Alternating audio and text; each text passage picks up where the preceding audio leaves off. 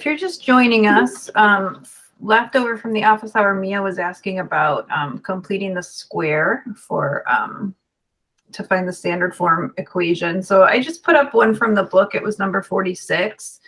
And she was working on that. And so I'm going to just go over that. And then if you guys have questions, you can let me know. Let's see. First of all, you're going to get the like variables together. So I'm going to put the x's together and put the y's together. And you're going to move the constant to the other side. Okay. And then you're going to factor out the GCF for just the coefficients in each set of variables. And I'm going to do this in 2 steps instead of 1. Okay, so when you're factoring, you're really dividing. So when you took out a 9, well, negative 18 divided by 9 is negative 2. Now, this is a hyperbola. These always are going to have minus signs as their third sign. So take out a negative 4, and then positive 24 divided by negative 4 is going to be negative 6. Now, we haven't actually completed the square yet, so we haven't really changed the equation. We've just rewritten its form, so we've rewritten it into an equivalent form. But now let's go ahead and complete the square inside the parentheses. So let's see. You're going to take half of the middle term's coefficient, and you're going to square it.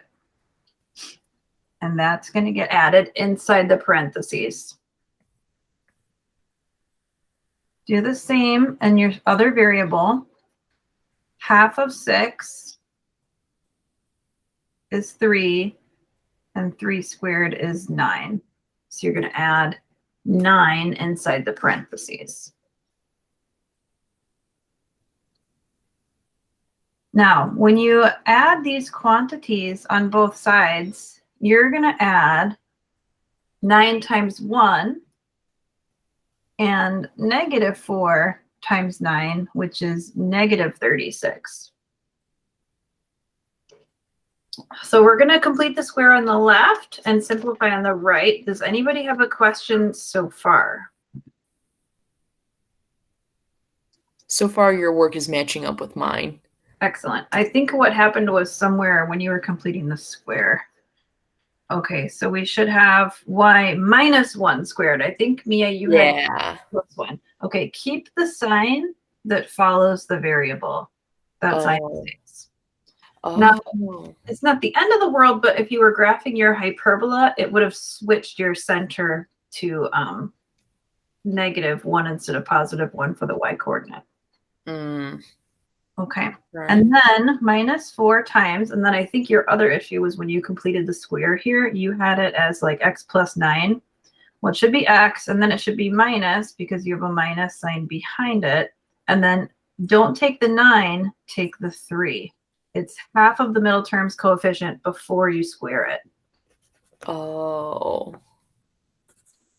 that would have made a big difference for your center.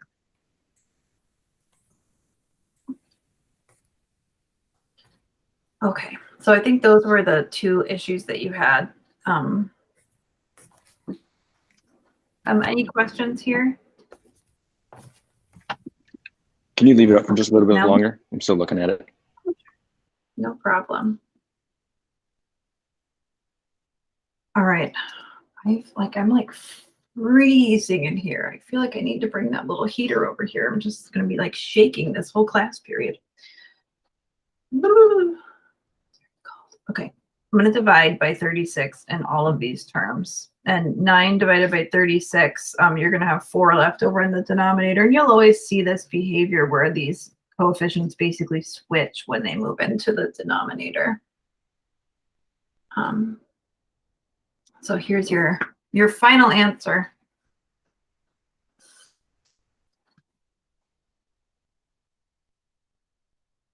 And let's graph this just as a quick review, since we have a test on Wednesday. And I don't know how much time we'll have to review today. All right, any questions on how I obtained this standard form equation? Okay, now here's an example of what I was saying where you Oh, we're just going through a question someone had in the office hour, Stephanie. It was number 46 in your book, so it wasn't necessarily a homework question, but it was like one of your homework questions. That is all. So this is not actually from the notes. Okay. As far as finding the center for your hyperbola, and you know it's a hyperbola because there's a minus sign in between these two signs. I'm sorry, in between these two terms. Your center is HK. Remember that H and K are the values that follow the minus signs. Don't go from left to right because H has to be what follows the minus sign in the X term. Oh, you misplaced your, oh yeah, go ahead, Stephanie, reprint away. We'll just be working on this. Okay. Your center is going to be at 3, 1. So the value that follows the minus sign in the X term is 3. The one that follows the minus sign in the Y term is 1. So there's your center. And you know that you have a vertical transverse axis because your positive term is the Y term. So you know you're expecting that if you have a vertical transverse axis, your hyperbola open up and down. You have foci that lie along this vertical axis. You got a center, and then you have these vertices here, all lying along this vertical transverse axis. All right, so you have your center. The other thing you need to know how to graph this, well, if you want to start plotting away, you can do that. You need the vertices. I'm just going to sketch a graph off to the side here. So your center is at 3, 1. You can go ahead and plot that. There's your center. Your value for A is always going to be, for a hyperbola, the denominator of the positive term. So A squared is 4. A is 2. I should say that your value for A is the square root of the denominator of the positive term. So that means that your vertices are going to be 2 up from the center and 2 down from the center. So go ahead and go up 2 and down 2 from the center to get those vertex points. If you want to go ahead and label them, I'll put mine like this. There's my center. Don't confuse center with the value of C that will dictate your focus points. Be careful there. And now, in order to figure out how wide my hyperbola needs to be drawn, I'm going to figure out the asymptotes, and I'm going to do that by drawing that box that goes around your hyperbola. So I'm going to take the other value here to get B equals 3, and I'm going to go out 3 to the left and 3 to the right.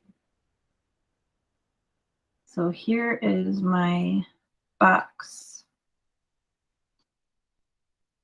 Like that.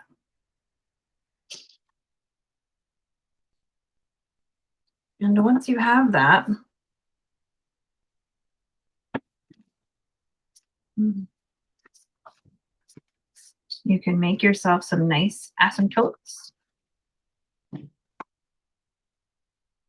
with these dashed lines.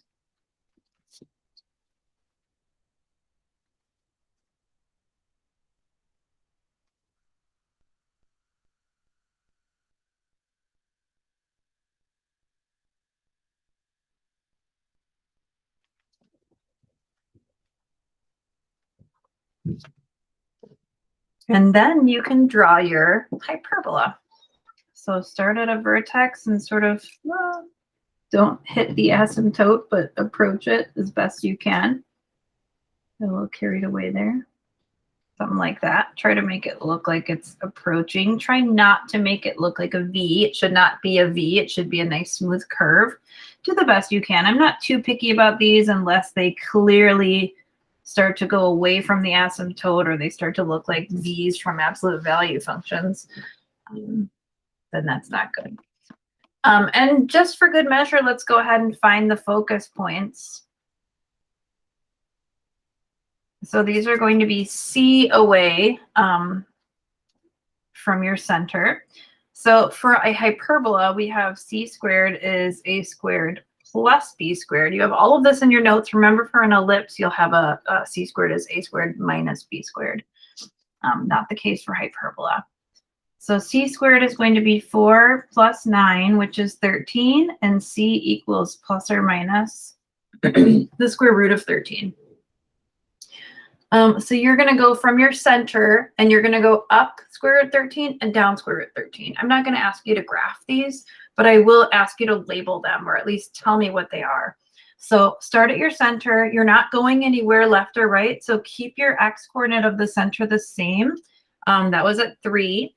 And then for the y coordinate for the focus points, you're going to take that value for the center, and you're either going to add or subtract the square root of 13 from it to get those coordinates for the foci. And that's it.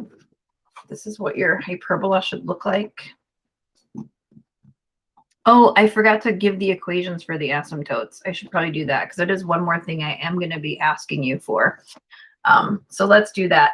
Your asymptote equations. If you remember which one is which for the slope, if it's a over b or b over a, that's fine. It's going to be a over b, but rise or run. So in this case, your rise was 2, your run was 3. So your slope is 2/3, or this one down here would be negative 2/3, the one that's going down from left to right. So remember, you're going to pull the coordinates out from your standard form equation. So instead of saying y equals mx plus b, you're going to say y minus 1. And you technically don't have to have these parentheses, but that's okay. Equals m, which is plus or minus 2/3, and then times your x coordinate here, which is going to be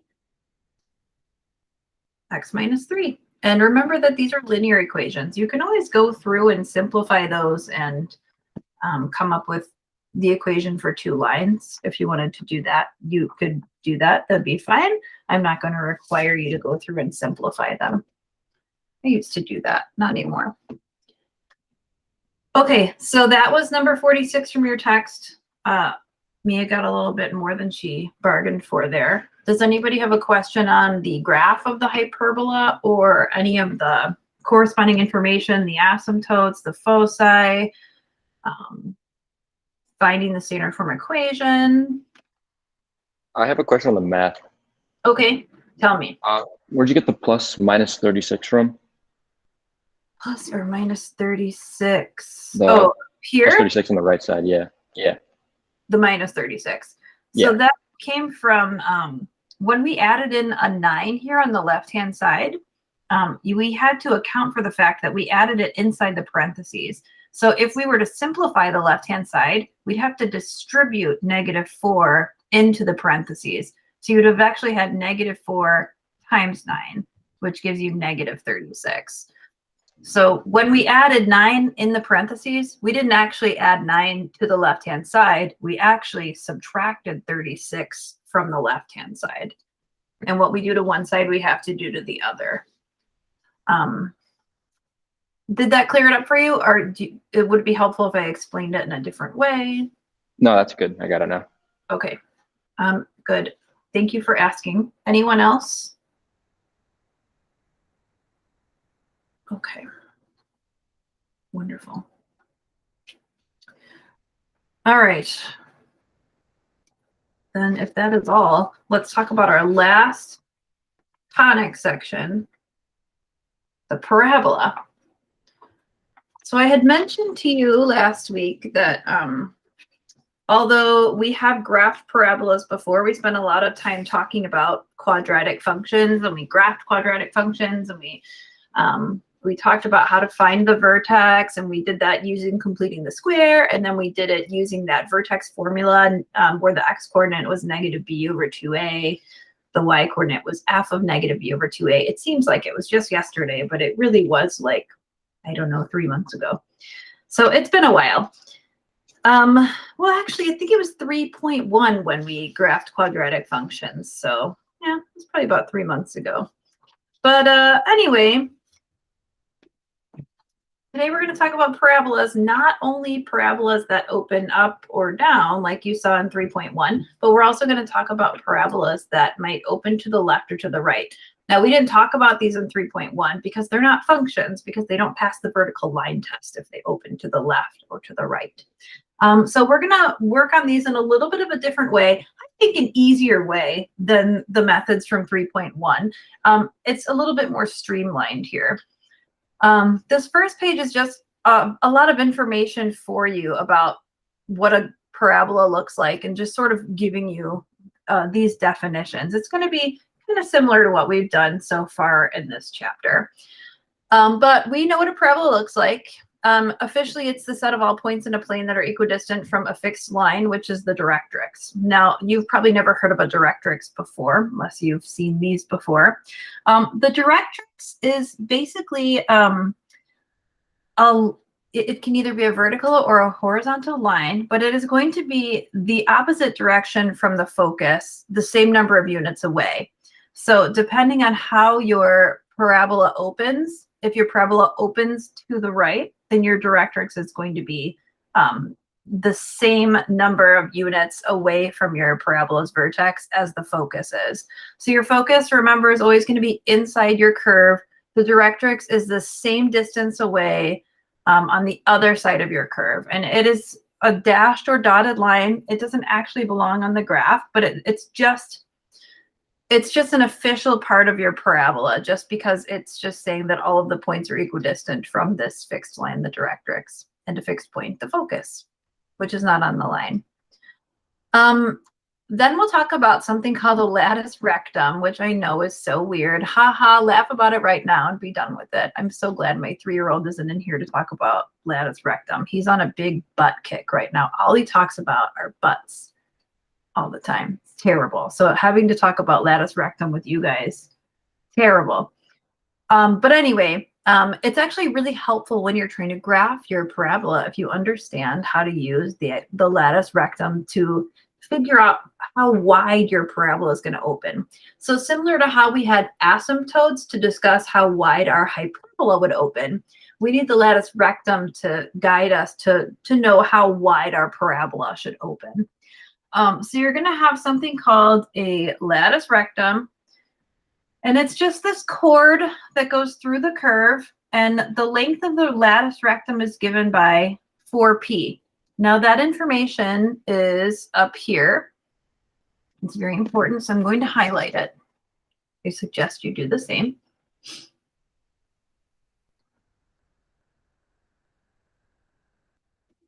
And that being said, I'll direct you back to this sentence to give you the general forms of the graphs of your parabolas. So if your parabola opens to the left or to the right, then you're going to be of this form. And if your parabola opens up or down, then you're going to be of this form. Now, this form is the one that you're used to. You've already talked about parabolas or quadratic functions such that y equals x squared something. The new thing for you is when you have an x equals y squared, and that's when you're going to have that sideways parabola. So these are the two types of things you're going to see. So the y squared equals 4px is going to open to the right or to the left depending on the value of p. If you have x squared equals 4py, it's either going to open up or down depending on the value of p. So if p is positive, and we're going to talk about this a lot more, your parabola is going to open to the right or up. If p is negative, it's going to open either left or down, just depending on the form of your equation. So let's see. We talked about the directrix being equidistant from the vertex as is the focus point. We already have information about the focus point that we know. The focus in this, we're not really going to talk about A so much, but we're going to talk about P. So the focus is always going to be P units away from the vertex. The directrix will be P units in the other direction. So we're really going to be focusing on this whole 4P thing. which I think actually makes it a little bit easier to think about. I mentioned the latus rectum before, and you can see it here. We'll use that to graph parabolas today. And then you can just sort of get an idea of what each one of these graphs would look like. So these use A instead of P, but that's what's happening here. Y squared equals 4px versus y squared equals negative 4px. X squared equals 4py versus x squared equals negative 4py. So you can kind of see which one's which. Any questions on the general definition? I know that's a lot, and sometimes it's not that helpful until we actually get into doing the math, and then it really starts to click. So if you don't have a question now and you just want to hold on, that's fine too.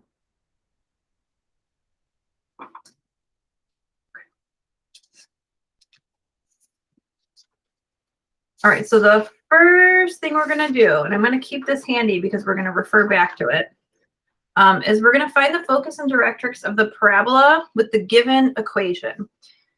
Now, sometimes students look at these and they don't even know where to start. They're just like, okay, I have no idea. Don't even know what to do. Think about the general form here. Always go back to this general form. If you have something like y squared equals 24x, go back to y squared equals 4px. Think about it always in terms of 4p. We're going to be writing that over and over and over again. So you know it's a parabola. We have a general form for it. Everything else matches up in this case, so that it must be the case that 24 has to be equal to 4p. In order to find the focus and the directrix, we have to have P, because the focus and the directrix are going to be P units away from the vertex. Oh, I forgot about something outrageously important. We're going to start out talking about how the vertex is sitting here at the origin. We're going to talk about cases where that is true. And then in a little bit, we're going to talk about moving your vertex away from the origin. So our forms for right now with just y squared and x, or x squared and y, these are always going to have a vertex at the origin. So it's in the graphs, but I want to make sure that we explicitly state that. Vertex at the origin. When you see the vertex move away from the origin, that's when you're going to get the y minus k and the x minus h notation. So you're gonna know when that's happening. And we're going to start out, though, talking about a vertex at the origin. I won't forget that. Okay. So far we have 24 equals 4p. In order to figure out where the focus is and the directrix, we have to get the value of p. But no big deal, because if 24 is 4p, we'll divide both sides by 4, and it must be the case that p is 6. So you know that the focus is going to be 6 units away from the vertex. But then you're wondering, like, okay, which direction? Like, is this going up, down, left, right? You don't know, right? Jot down a really quick variation, and you're going to get very good at doing this. First of all, you have a y squared. Anytime you have a y squared, you know that this is opening to the left or to the right. And because 24 is positive, it must be the case that your parabola is opening to the right. So this is the y squared equals 4px graph when p is positive. P is positive means your graph opens to the right. Your vertex is sitting here at the origin. In order to find your focus, remember that your focus point always lies inside that curve.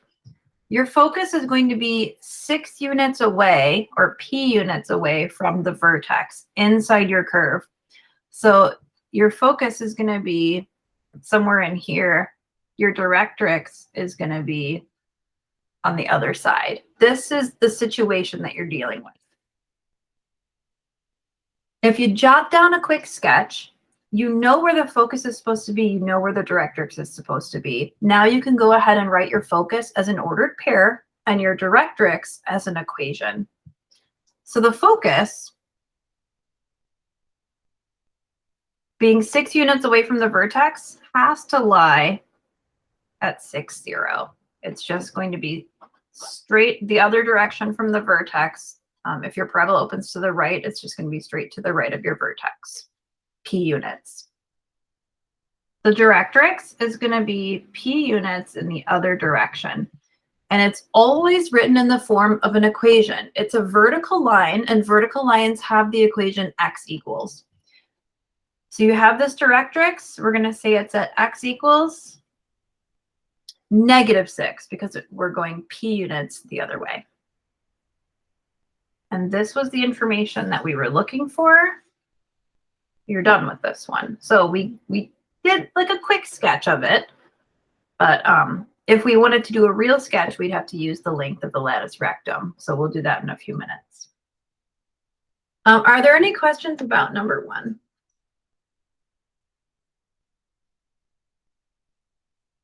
Okay. Number 2. Okay. Number 2 is x squared equals -36y. Now, this is an x squared. That means that it must open up or down. And you're going to know which way it opens because of the fact that the 36 has a negative in front of it. If it's got a negative in front of it, it's going to open down. If it's positive, it's going to open up. So you have a case here where you have a parabola. The vertex is at the origin, and it opens downward. So p is going to be less than 0 in this case, so we know it opens down. It doesn't open to the left because we have a situation where we have an x squared. If we had y squared and p was negative, it would open left, but we have x squared. P is negative, it opens down.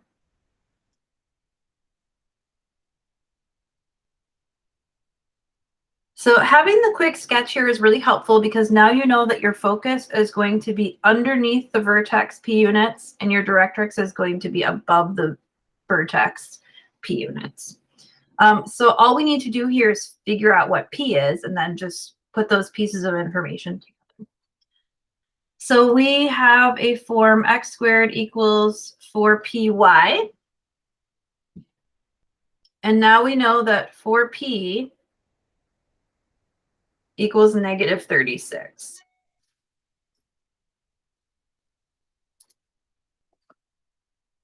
And then p equals -9.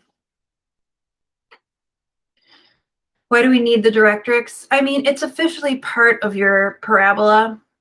It's just, if you're going back to your definition, we'll remind you of your definition. Your directrix, I mean, it's kind of a formality at this point, but all of the points in your plane that are equidistant from a fixed line, the directrix are going to form that parabola. So, I mean, essentially, you're not using it. It's kind of like the focus points, we find them, but they're really not that helpful to you when you're graphing like your ellipse or your hyperbola. Same idea with the directrix. It officially belongs on your parabola. It means something, but you're not necessarily using it. Sorry if that's not very helpful, but it is what it is. You have to know how to find it. You got to graph it, but you're not necessarily using it to graph. Does that answer your question, Stephanie?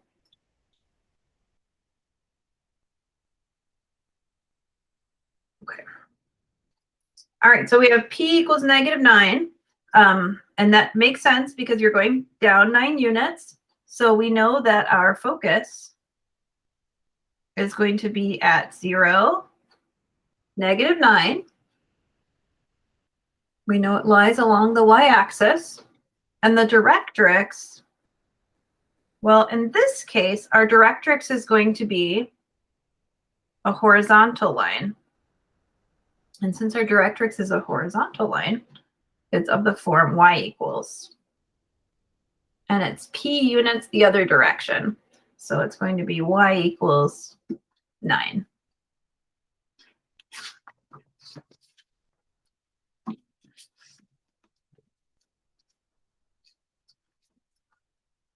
And we were asked to find the focus in the directrix. We did that. Does anybody have a question so far about this?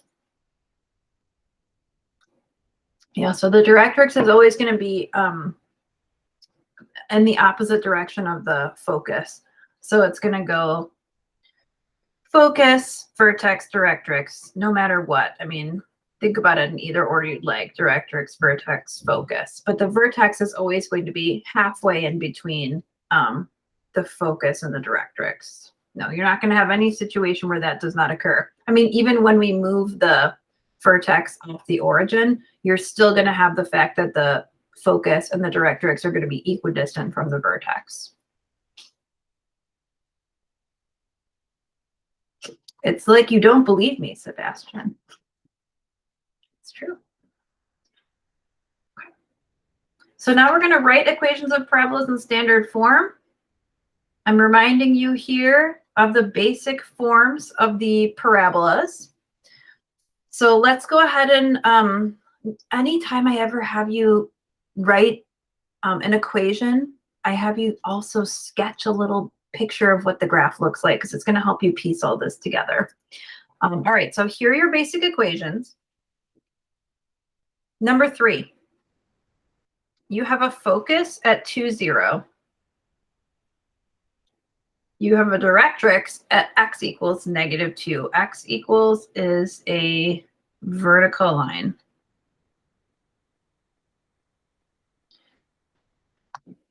So your job at this point is to figure out, like, what does all of this mean? Well, remember that your focus has to lie inside the curve, and remember that your vertex is smack in between the focus and the directrix. So your vertex has to be right there. Now, of course, it's right there. We've only talked at this point about parabolas that have vertices at the origin. But we know that we're looking at something like this. That's basically what you're looking at. You don't know how wide your parabola opens at this point, but this is all the information that you need. Because now, just by looking at this, we know the value of P, because we know that the focus and the directrix are going to be P units away from the vertex. So we know that it must be the case that P is 2. And because it's opening to the right, we know that P has to be +2, not -2. If P was -2, we would see the graph opening to the left.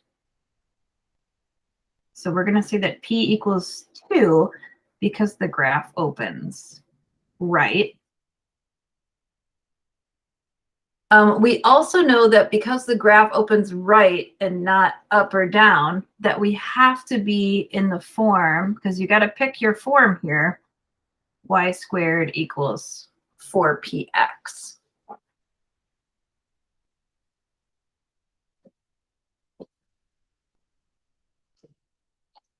So this would be whether it's opening left or right, but we know that it's opening right, so we know that P must be +2. If it opened left, P would be -2.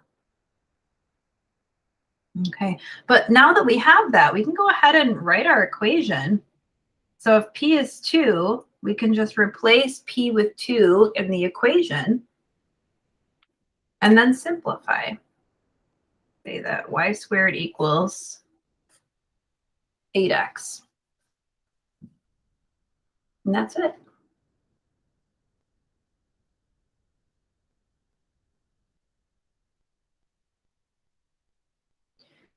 And this one you could even kind of check in your calculator, because it's a little bit easier to solve for y, but you'd have to write it as 2 equations. So you'd have to write y equals ± the square root of 8x. You could graph the plus version and the minus version. You should get that whole picture to pop out. That won't always be so easy, but since we have a vertex at the origin, it's not so bad. Okay, now number 4 does not have a vertex at the origin. So we're going to come back to this once we talk about moving the vertex around. We'll come back to number 4.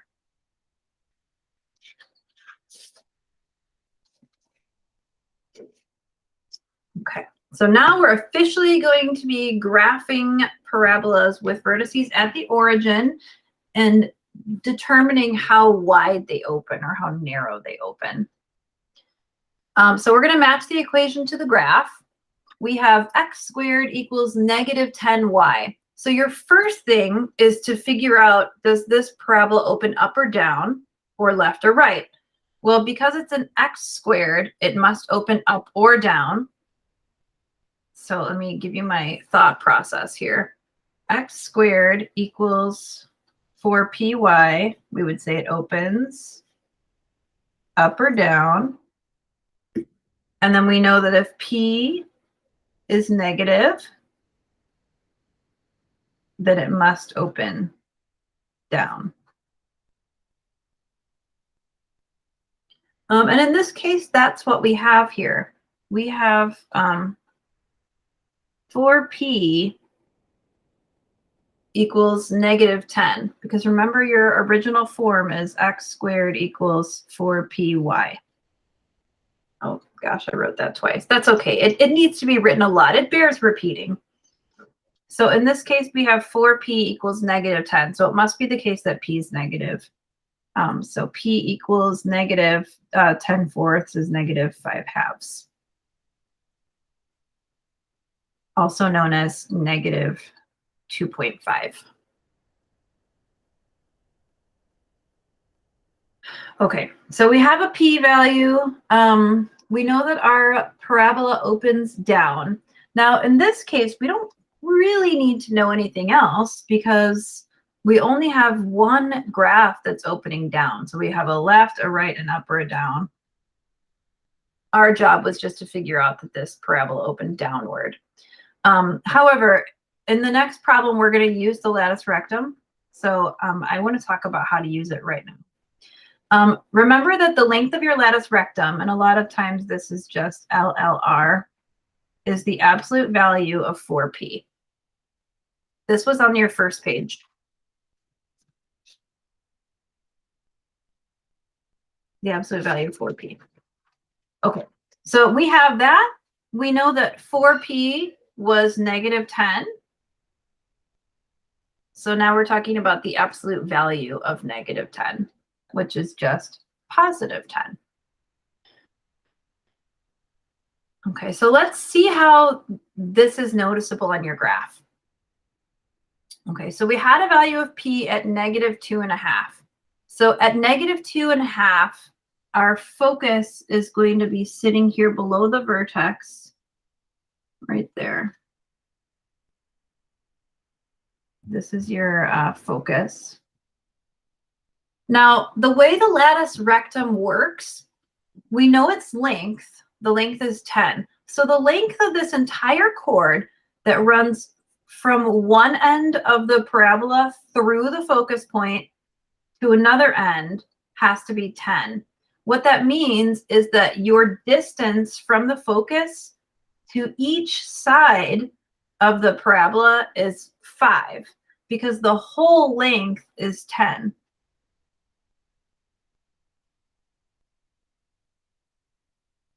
So that means that half of your length is 5. So that means that your parabola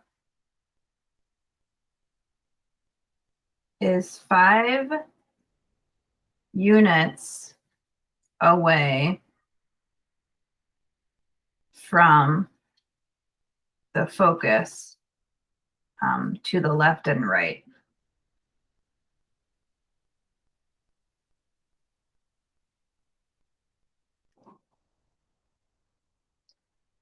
I'll give you a second to catch up there.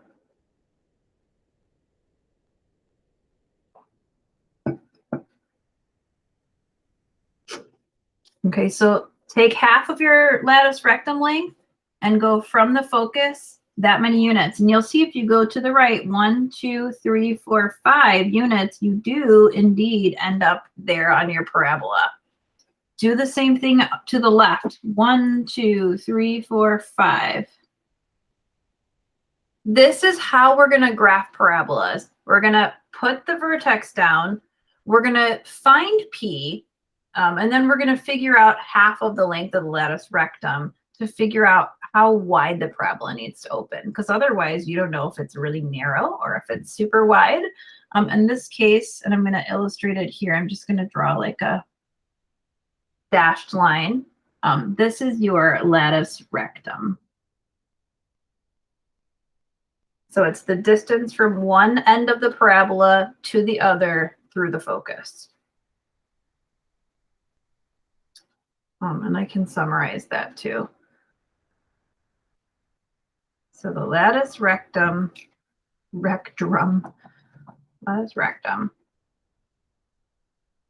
is the distance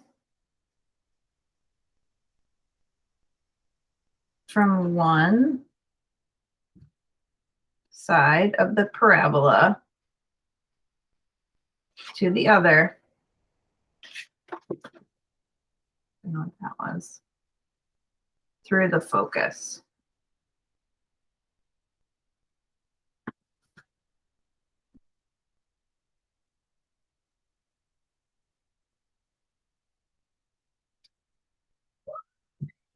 And it's key to remember that it goes through the focus. Sometimes students, like, they know what the length of the latus rectum is, but they're like, I don't remember where it goes. It has to go through the focus point.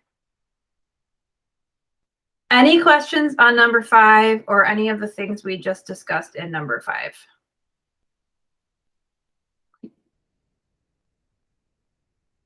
So let's apply this to another parabola. X squared equals 12y. Now your form, of course, is x squared equals 4py. The first thing you're going to notice is that 4p equals 12, because 4p is whatever is multiplied in front of the y. So we're going to have a couple different things here. We're going to have to put the focus point on here in order to graph the parabola, because the latus rectum has to run through there. So we know that p is 3. Since p is positive and we have an x squared situation, we know that our parabola opens up. Because of our form and because p is greater than 0. If we had a y squared situation, we would say that we're opening to the right.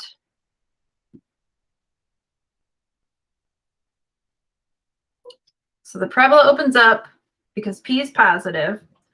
We know that our vertex is going to be here at the origin. So go ahead and plot your vertex point. And we know that p is 3.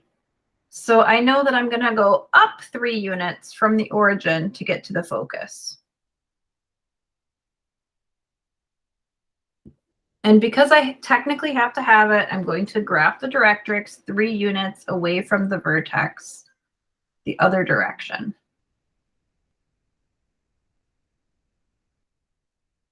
And this is going to be of the form y equals, because it's a horizontal line. Oh, y equals -3, sorry, not +3. -3, y equals -3 is our directrix.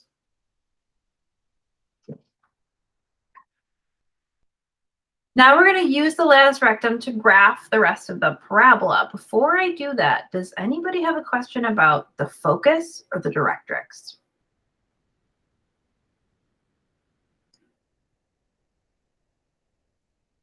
Okay.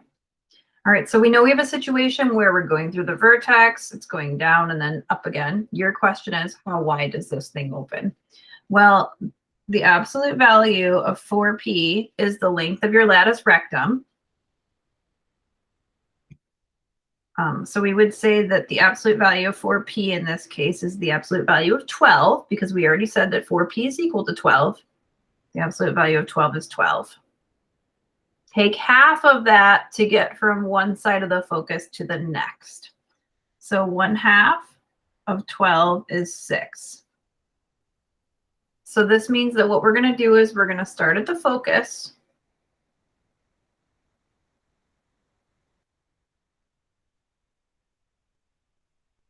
Go 6 units right and 6 units left.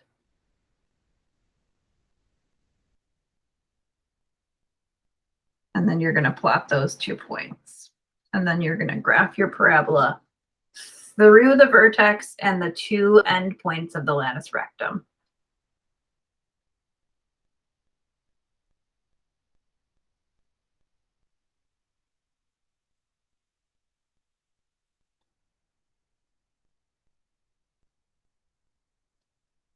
Okay, so I'm going to start at my focus and I'm going to go 6 units to the right. I'm going to plot a point there. That's one end point of the latus rectum. And then I'm going to go 6 units to the left, and that is going to be the other end point of the latus rectum. Now I'm going to connect these 3 points, the vertex and the 2 latus rectum endpoints, with a nice smooth curve, a nice parabolic curve to draw the parabola.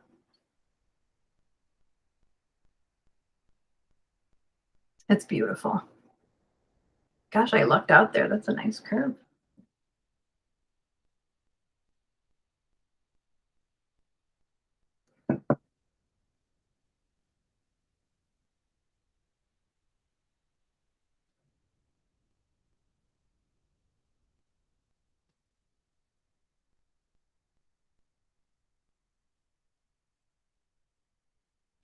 Any questions about graphing this parabola?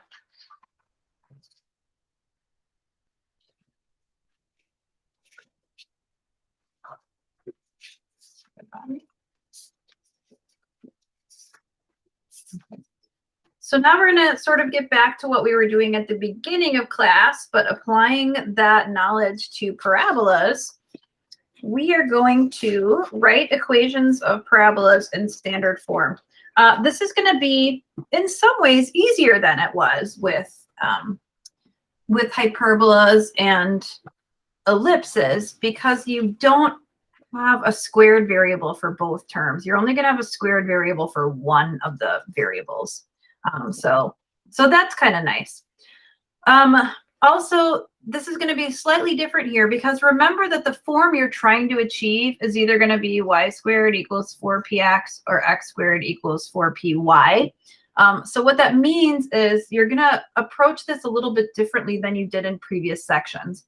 Before, we used to get all the variables on the left, and then we'd move the constants to the right. That's not what we're going to do in this case.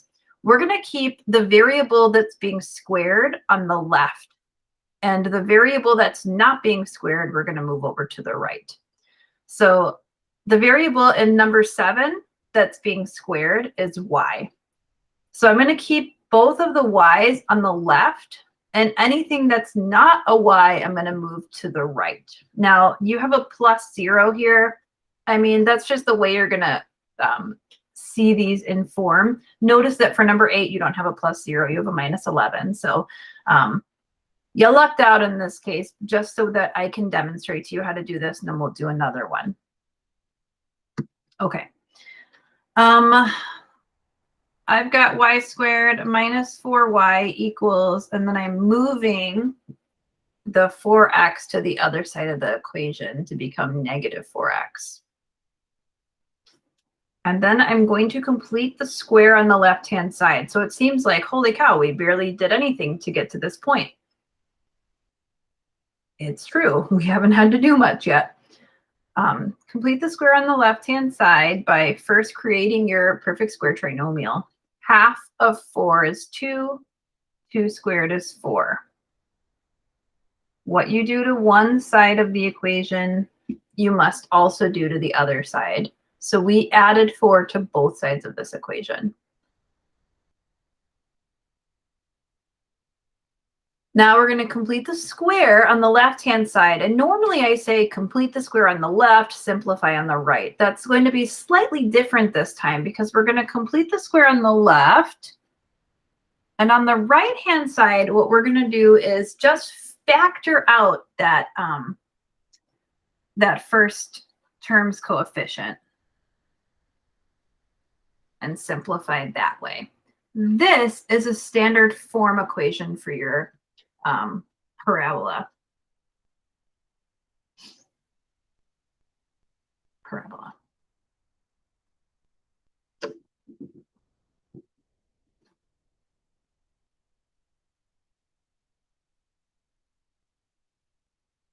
Now, this looks different than what you've seen before. That's because we're starting to move into moving our vertex away from the origin, which is what we're going to talk about doing next as far as graphing and looking at the information that goes along with that. But this is how we would take an equation and convert it to a standard form equation for a parabola. So slightly different process compared to the circle, the ellipse, and the hyperbola. Now, we are going to talk about this, so we might as well go ahead and list the new vertex. Because the vertex is not at the origin.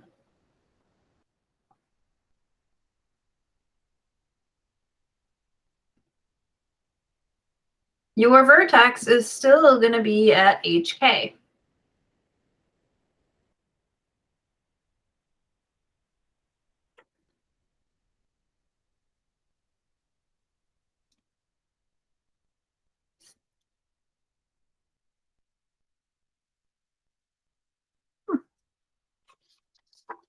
Just looking at the way I wrote that, looks a little bit funny. Need to fix that. Okay, your vertex is going to be at HK. This is slightly different because you're used to saying that your center is at HK. That's kind of what my attention was called to down here. I looked at how I wrote this as the center being at HK. We don't say center when we're talking about parabolas. We say vertex, but we'll get to that. Your vertex is at HK. That means that H in this case is 1. And then K would be 2. Just to give you a little extra practice there. I didn't say to list it, but certainly doesn't hurt to do so. H follows the minus sign on the X. K follows the minus sign on the Y.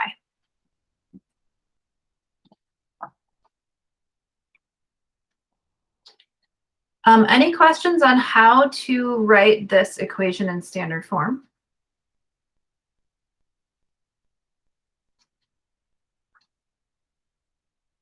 Then let's do another one. Now this one doesn't have the 0 and the 0. It has a -11. Keep the variable that's being squared on the left. So the variable that's being squared is X. So both of the X's are going to stay on the left. The other 2 terms are going to move over to the right-hand side.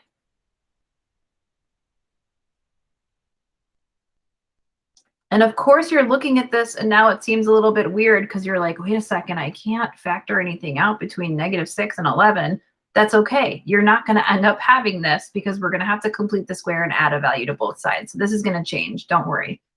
Don't panic. Half of 2 is 1. 1 squared gets added on the left. When you add that on the left, you must also add that value on the right. And once you have created your perfect square trinomial on the left-hand side, you can go ahead and factor. So keep the variable to the first power, keep the sign that comes behind it, and then half of the middle term's coefficient. Square the quantity. And now you're seeing that this is starting to make a little more sense because 6 and 12 do share a common factor of -6. So to finish this off, you're going to take the -6 out. Don't forget, when you factor out a negative, you have to switch the sign. You're taking 12 divided by -6. Positive 12 divided by -6 gets you to -2. Now this is your standard form. We'll talk about how to graph these in a minute, but basically same thing that we've been doing. I'll show you how it works, but if you want to list your vertex here, H would be -1 because you have a plus sign here. And then K would be 2. Should have put a box here. Okay, so this is how we would convert our equation to standard form. So the first one would be a parabola. Oh, let's talk about this actually.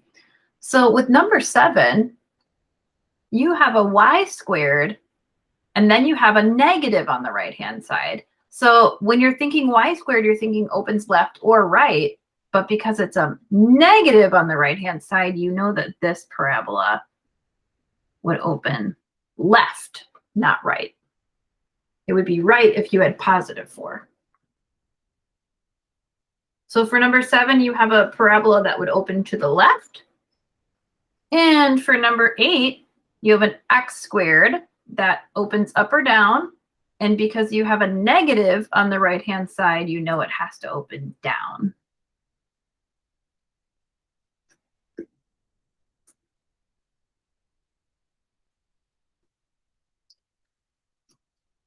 All right.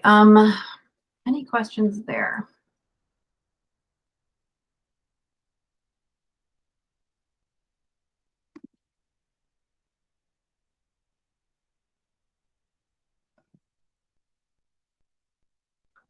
All right, then let's talk about how we would graph parabolas where the vertex is not at the origin.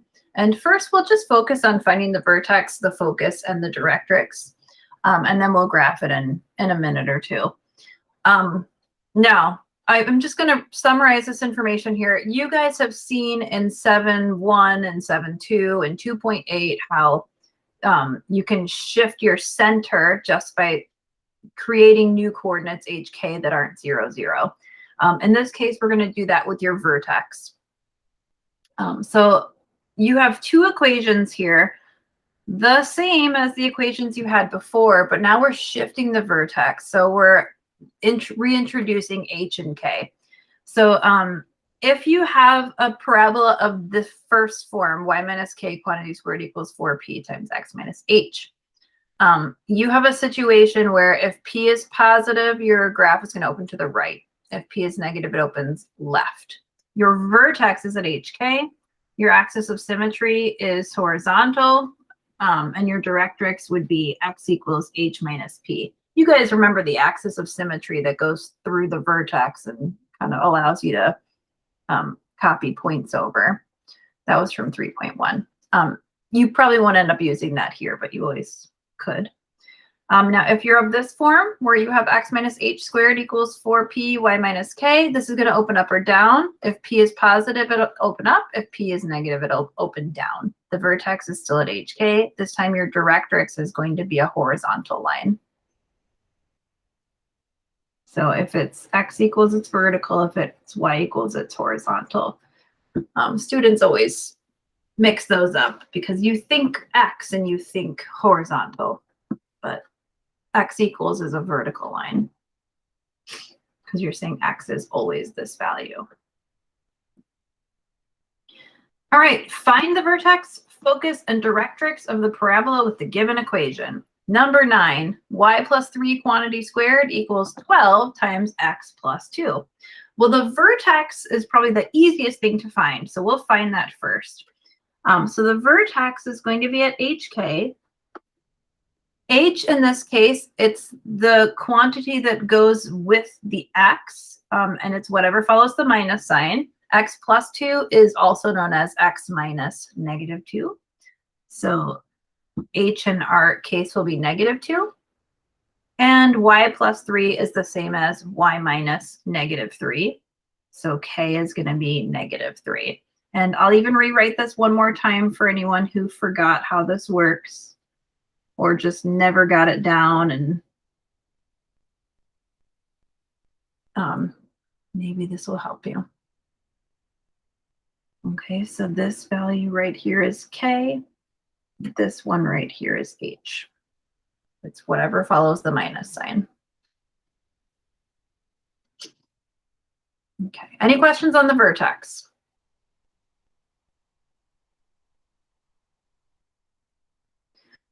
Wonderful. All right, so we have the vertex. Now we need the focus and the directrix. For that, we're going to focus on our 4p. So we are going to take this 12 out and set it equal to 4p. So same idea. Oh, actually, it's written right here.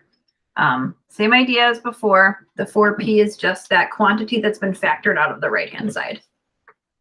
If 4p is 12, then p is 3. We've seen that a few times today. And then you need to figure out what's going on with your parabola. This one, we know has to be either opening left or right because it's a y squared. Since the 4p is, or since p is positive, we would say it opens right. So if you're trying to figure out what the values for your focus and directrix are going to be, it's probably a good idea to just draw a quick sketch just to make sure that you don't accidentally confuse your coordinates. So your vertex is at -2, -3. It's going to open to the right. And if it opens to the right, the focus is going to be 3 units to the right. So 1, 2, 3, that will be your focus point. So -2 plus 3 is +1. So your focus is going to be at 1, -3. So that coordinate for the vertex, the y coordinate, that's going to stay the same in this case because you're not moving up or down, you're just moving to the right. So your focus is going to be at 1, -3, and your directrix is going to be 3 units in the opposite direction of the vertex. So if we were at x equals -2, go 3 more to the left, and you'll get your directrix at x equals -5. And if you, directrix, if you just want to label those and then put a box around them, that's fine. You don't have to rewrite them. You were asked to find the vertex, focus, and directrix, and that's what we did. You don't have to draw the parabola. I didn't ask you to do that. You can if you'd like. It is not necessary. Any questions there?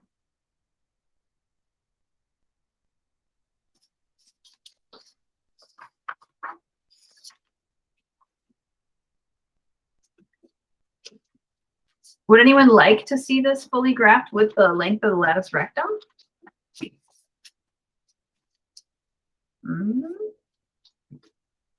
I'm just looking over my notes and I noticed that we're not going to do another one like this. So I'm thinking maybe we should. Sure. Yes. Yes. Wonderful. Okay. So let's do that. The length of the lattice rectum, remember, is the absolute value of 4p, which in our case is just 12 because 4p is 12. The absolute value of 12 is 12. So that means that half of 12 is 6. So we're going to go 6 units away from the focus, up and down, in order to graph our parabola that opens to the right. So let's go up 6 units. 1, 2, 3, 4, 5, 6. And this will put you at the point 1, 3. And then we'll go 6 units down. 1, 2, 3, 4, 5, 6. I know it's not like the fanciest graph of all time. And now we're at -9. So 1, -9. So we're 6 units down, 6 units up.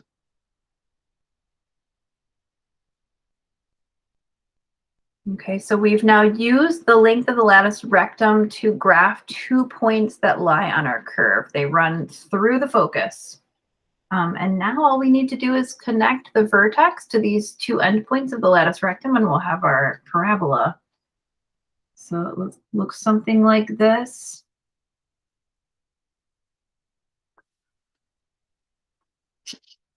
It's beautiful.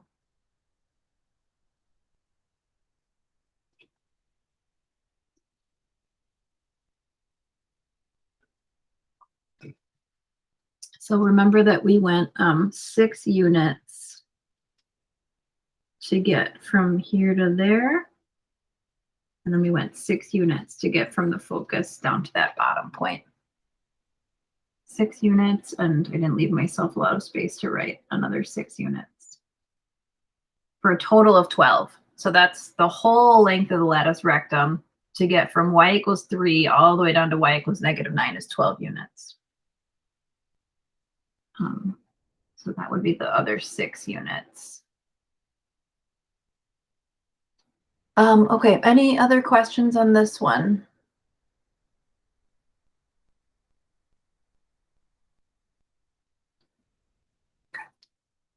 I think for parabolas, you're going to have a better graphing tool in my math lab, not just like the multiple choice.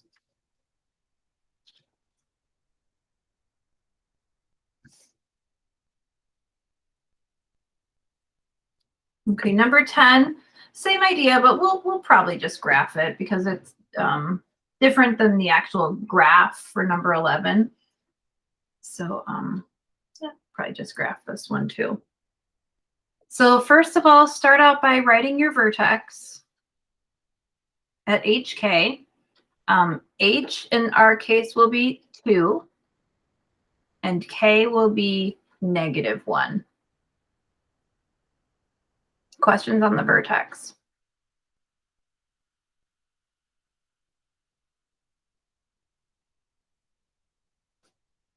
Okay.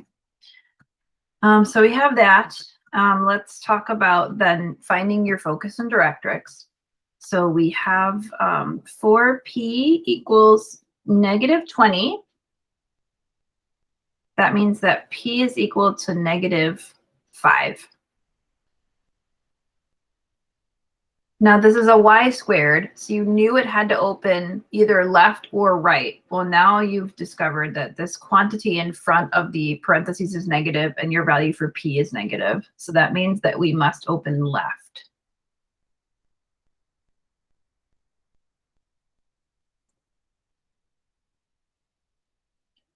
So you can start by just kind of doing a quick sketch of what you know so far. Just make yourself a graph here. Your vertex is at 2, -1. We know it's going to open left, so I feel comfortable putting that V to the right. To the left, I guess it wouldn't matter.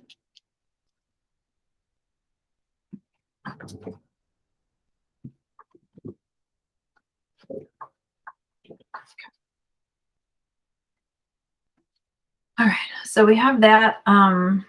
We have the value for P. So we know that if our parabola opens to the left, it's got to be doing some sort of behavior like this. We're not totally sure how far it's going to open yet.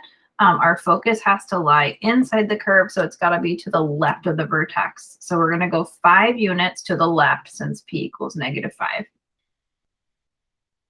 So 1, 2, 3, 4, 5 gets us to our focus point.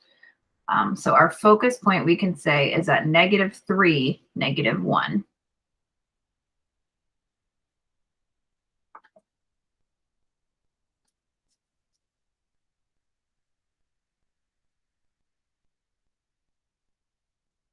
The directrix is going to be 5 units in the other direction. So we were at 2, add 5 more, and you get this vertical line going through x equals 7.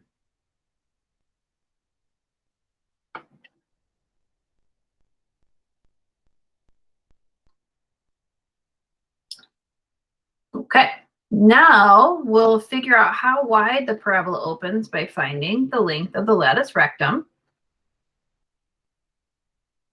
which is the absolute value of 4p. In our case, 4p was -20. So this is the absolute value of -20, which is +20. So that's the whole length from one end of the parabola through the focus to the other. So if you want to make your life easier, take half of the length of the latus rectum to get the halfway length between the focus and the end point, and then the focus and the end point. Now this is huge, by the way. So we're going to have to go up 10 units and down 10 units to open this up. So this is going to be a really wide parabola, but you could probably guess that it was going to be a little wider because the value of P was so large, and -20 is a pretty large number if you're thinking about this absolute value wise. The smaller this number is, the more narrow your parabola is going to open. But the larger this number is, the larger your value for P is going to be, and the further away your focus is from the vertex, the wider your graph is going to open. So we'll go up 10 and down 10.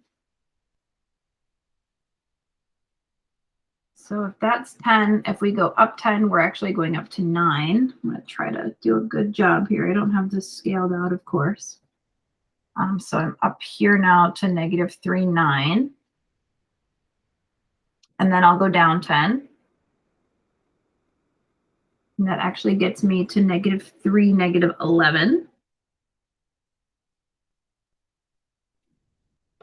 And you can even double check the length of your latus rectum is 20, because to get from negative 11 all the way up to 9, negative 11, or I'm sorry, 9 plus 11 gets you to 20. So you know that your length is 20. And clearly I underestimated this when I drew my little arrows in my sketch. So now you can finish drawing your parabola. When it's bigger like this, it's harder to control the graph. Do the best you can. Opens to the left, looks like that. Everything's labeled. The focus we labeled, the directrix is labeled, your vertex we wrote down over here. So this is exactly what I would want to see on a test if I were asking you to graph and find all this information. Everything's labeled.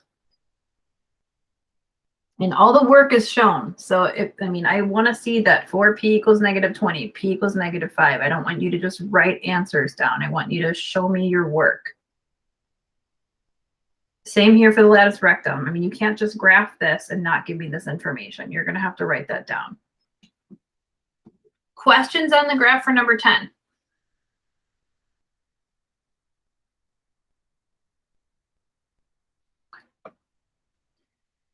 Number 11.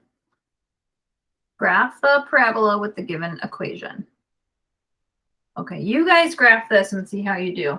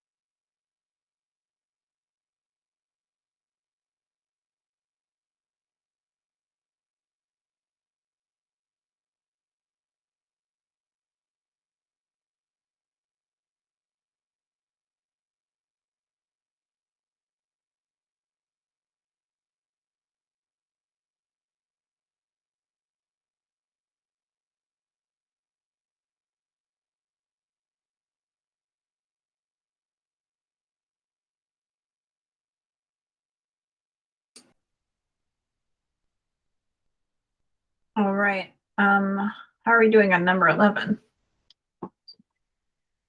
Oh, I can't see anyone, so I don't know why I'm asking. Well, I'm going to go over number 11. So we have a vertex at -2, -4.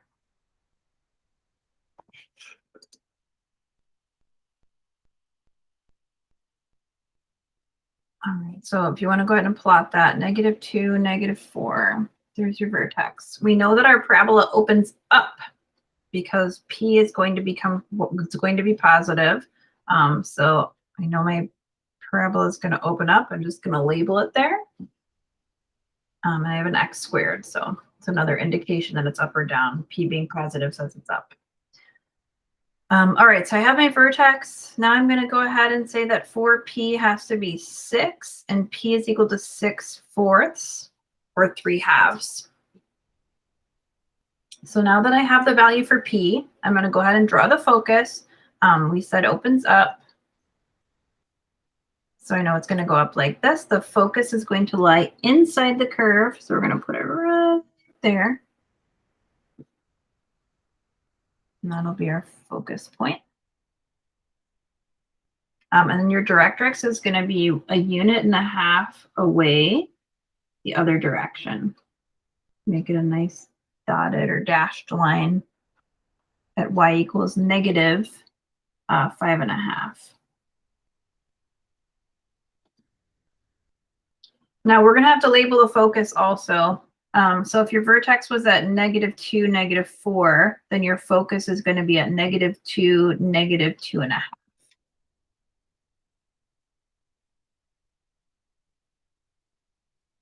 -2.5 is also known as -5/2.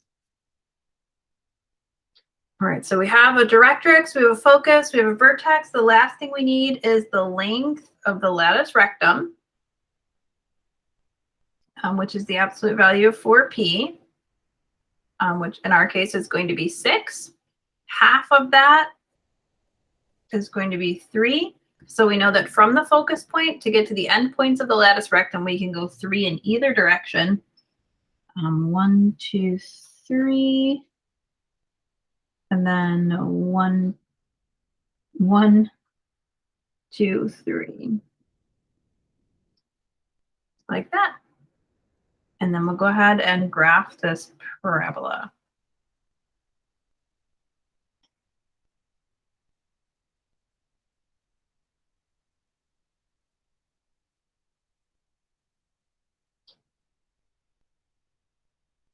Okay.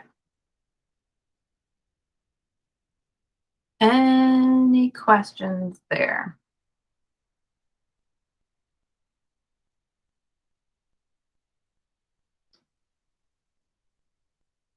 Okay. I don't know. I kind of want to spend time going over conics, and I kind of want to do this application. I know I can't ask you guys. You always say no word problems.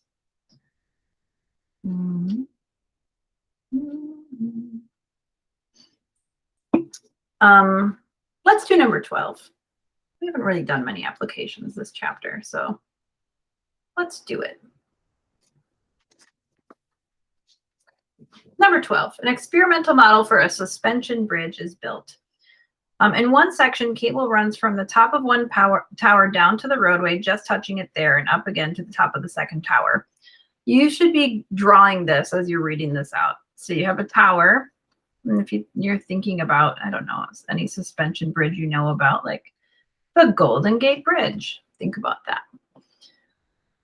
All right, so the cable's running from the top of one tower down to the roadway, just touching it there, and up again to the top of the second tower. So it doesn't have to be perfect, but give yourself a model of what this looks like.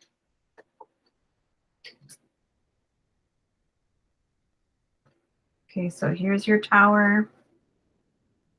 And here's your other tower. And then you have this cable that's running through.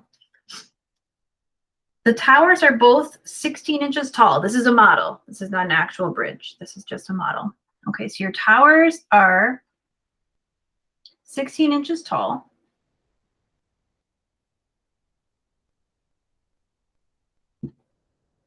And stand 80 inches apart. Oh, interesting. So this distance will be 80 inches.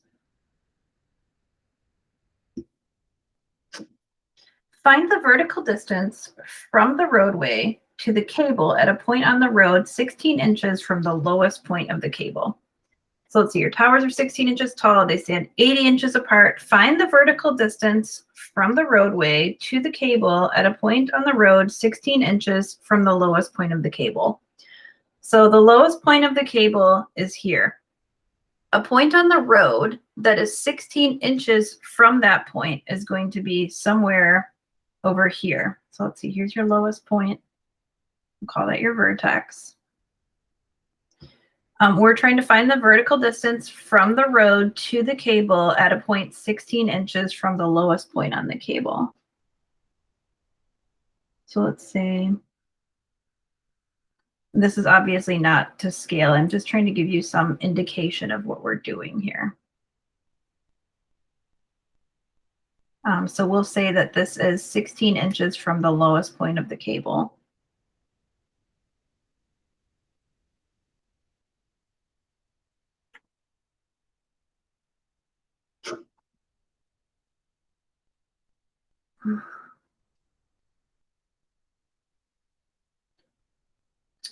I don't know. This is actually a little bit harder than what I wanted you guys to do. I'm not actually going to test you on something like this. So maybe my first thought was correct. Maybe let's not do this one. How about this? If you really want to do this application problem, stick around for the office hour and we'll go over it. Other than that, I kind of want to talk about one thing you really will need to know for the test, which is how to know what conic section you're looking at just by looking at its equation. And then since we do have a test on Wednesday, I kind of wanted to review, and we only have like 17 minutes to do that. And these kind of take a while. So if you want to do this, stick around for the office hour, we'll do it. But I wouldn't test you on this. So maybe let's not take the class time going over it. Let's review. Let's do that. Okay, if you have a back to this, I don't know if you guys have a back to this. If you do not, grab a sheet of paper.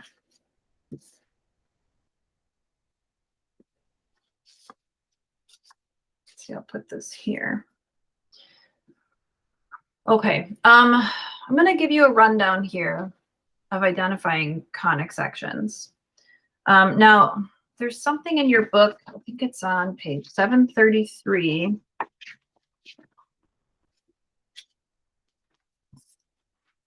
If you have the book, if you do not have the book, you have the ebook. If otherwise, I'm going to write this down for you anyway, give you a good summary, because I am going to be giving you equations on your exam where you're going to have to figure out what type of conic it is from the equation. And now, yes, you can work it out and figure it out that way. It's helpful if you can sort of pick out these key identifiers. So it's on page 733. I'm going to summarize it here. So this is identifying a conic section without completing the square.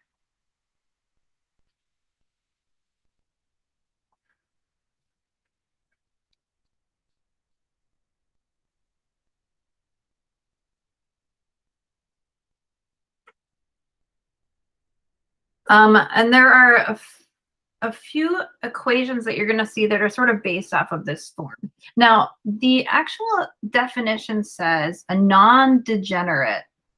I don't think you've actually come across any degenerate conics as you've been working through your homework. A degenerate conic would occur if, let's say you went through and you completed the square and you ended up getting like an ellipse that had a negative number on the right-hand side and you couldn't get rid of it. That would be a degenerate conic. And now I'm thinking back, did anyone see anything like that? I don't think you did with ellipses. If it rings a bell, you can let me know, but I don't think anything like that popped up. Not in this book anyway. A non-degenerate conic of the form, and this will look familiar to you, ax squared plus cy squared plus dx plus ey plus f equals 0, in which both a and c are not both 0, in which a and c are not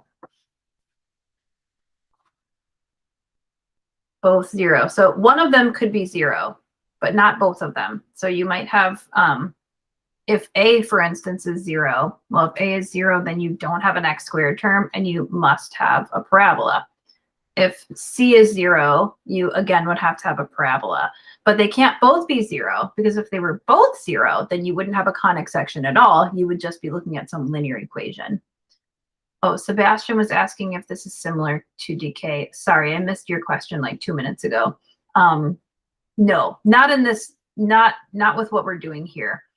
I can see why you would think that, because the graphs look very similar. But remember that decay is exponential, so you wouldn't have this behavior on both sides.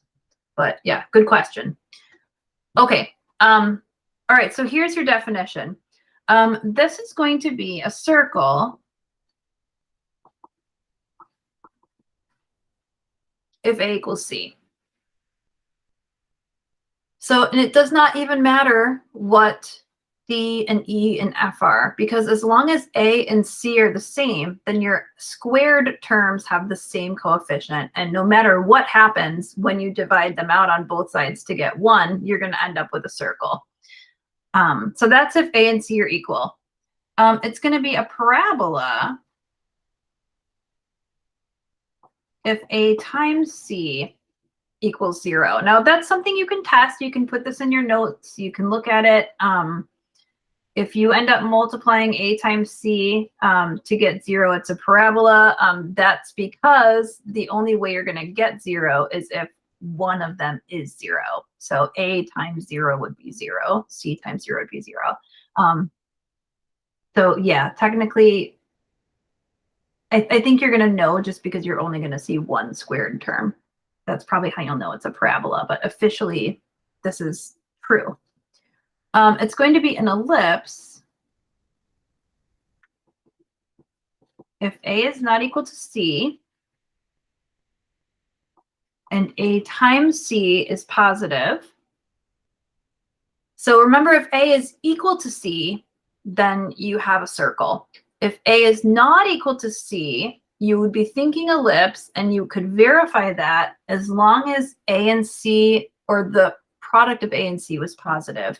That means they'd either have to both be positive or both be negative. If they're both negative, you divide them out and you end up again with an ellipse. So there's that. And then the last thing that you're going to see would be a hyperbola if A times C is less than 0.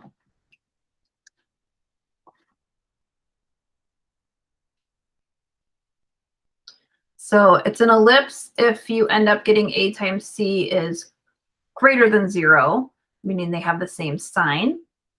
It's a hyperbola if A and C have opposite signs. That's the only way you're going to be able to get them to have a product that's less than 0. So A and C have opposite signs.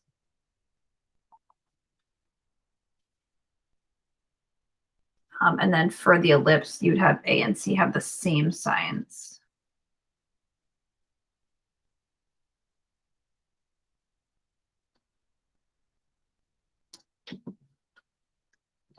So this is just a quick way to glance at your equation and know what to expect. The reason this is helpful is because let's say you're completing the square and you forget to factor out a negative, and then you think you have an ellipse when you really have a hyperbola or something like that. You're going to have to go through here and determine what kind of conic you have based on the equation. And then I'm going to ask you to complete the square. So it's really helpful if before you complete the square, you have some indication of what you're expecting when you do that. So this is just from page 733 in your text. It's helpful. I'm going to have you use it. We have 10 minutes left. So I'm going to give you some equations and you can determine what the conic is. And then what you can do then is go over the conic and make sure you know how to graph it. Like for instance, it's been a week since you learned about ellipses. So maybe if you wanted to work on the ellipse right now, that'd probably be a good idea. But I'm going to give you 4 of these. You figure out which one's which, and then whichever one you feel like you want to work on and spend this time on, then do that. If you want to stay later for the office hour and work on all of them, that's fine. Do that. And your test is on Wednesday. It's going to cover 7.1, 7.2, 7.3, and whatever we covered in 2.8. Don't forget the 2.8 also covered the distance formula and the midpoint formula. It also covered circles. So it's not nothing. So technically you have 4 sections for your test, but it should be not too crazy of a test. I couldn't imagine. Anyway, it's Wednesday. I hope that you guys have enough time between Monday and Wednesday. I know these Wednesday tests are kind of tough. But anyway, let me give you some ones to work with here. And then you can figure out what the conic is.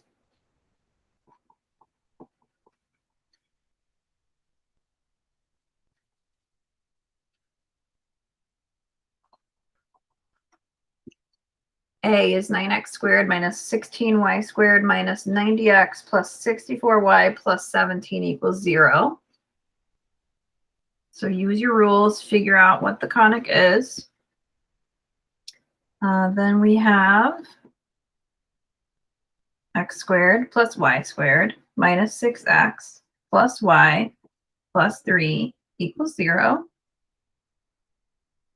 Then we have y squared minus 12x minus 4y plus 52 equals 0.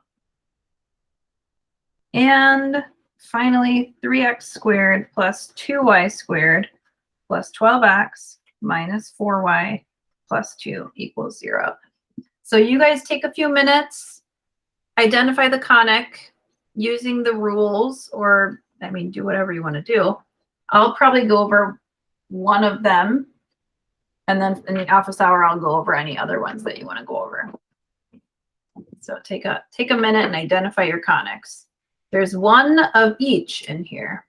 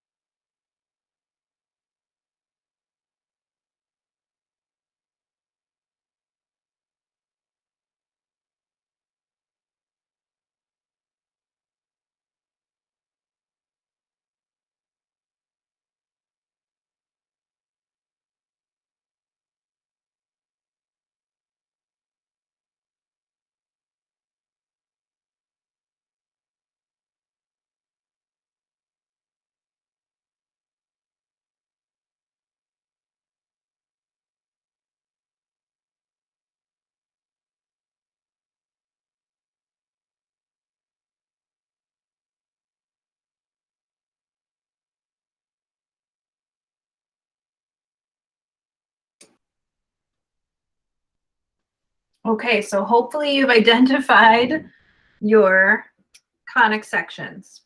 A, notice right away that A and C have opposite signs. See where there we go. A and C are the coefficients for x squared and y squared. Because they have opposite signs, right away, we know that this is a hyperbola.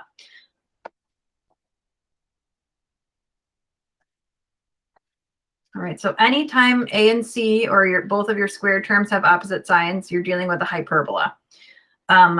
B, A and C have the same coefficient. So not only do they have the same signs, but they both have coefficients of 1. Circle, A equals C. C, you only have one squared term. So you have y squared, but you have no x squared. That's a dead giveaway for a parabola.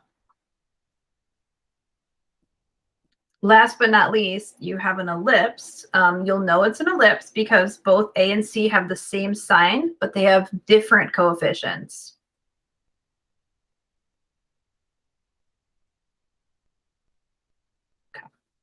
Now, I want to go over the ellipse just because it's been a while since you've seen one. So I'm going to go over the ellipse now, and if you want to go over any of the other ones in the office hour, we can absolutely do that as well. Before I do the ellipse, does anyone have a question about how I identified these different conic sections?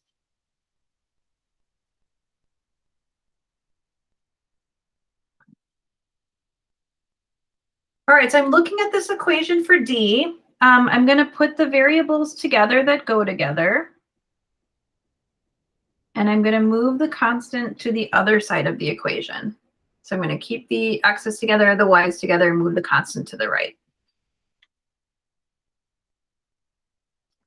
And then I'm going to factor out the coefficient from these terms on the left-hand side.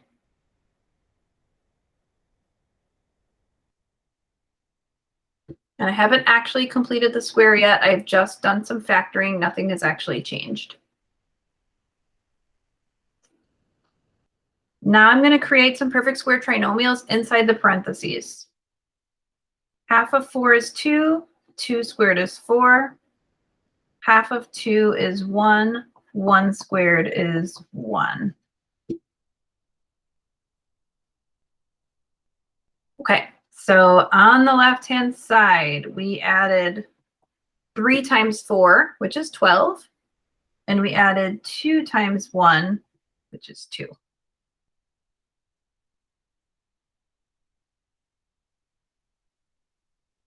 So let's go ahead and simplify. We're going to complete the square on the left. X plus 2 quantity squared with a coefficient of 3. And then y minus 1 quantity squared. And on the right-hand side, we have 12. Divide each term by 12.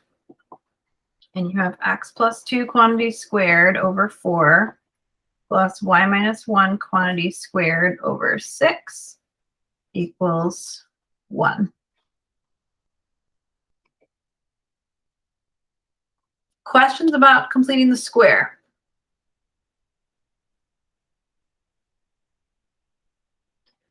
Earlier today in class, we did a hyperbola. Remember that for hyperbolas, a squared is going to be the sign or the denominator of the first term. For ellipses, a squared is going to be the denominator that is larger. So we have a squared equals 6, and a equals plus or minus the square root of 6. So I probably wouldn't give you one like this on the exam. I don't remember why I yanked this one out of the book just to identify the conic. Hadn't actually expected to go through it, but such is life. All right, so we're going to start out at our center, which is -2, +1.